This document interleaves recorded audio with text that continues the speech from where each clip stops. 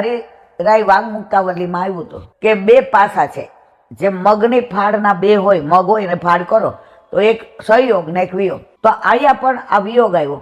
તમને જેટલો તાપ અંદરથી થાય, જેટલા અંદરથી તપો, તો ઓલી પૂરી કેવી ફૂલી દડો થાય, એમાં તેલ નો દેખાય, કાચી નો રે. એમ તમને જો પ્રભુને મળવાનો તાપ બરાબર હોય તો તમને ઠાકોરજી તમારા ભાવને હલાવી ફૂલાવીને એવા મળે કે તમે ક્યારેય કાચા પડો નહીં, અને કાચા પડો નહીં એટલે તમારું પતન થાય નહીં કે કાચી રહી અંદર તેલ. તો જો ભાવ તમારો કાચો છે, તમે બીજાને જોઈને દેખાદેખી કરો, તમે આડંબર કરો, આ પૂરી કાચી જેને તેલવાળી રે ને મારવાલા, એમ તમે પછી જમવાના કામમાં ન આવો.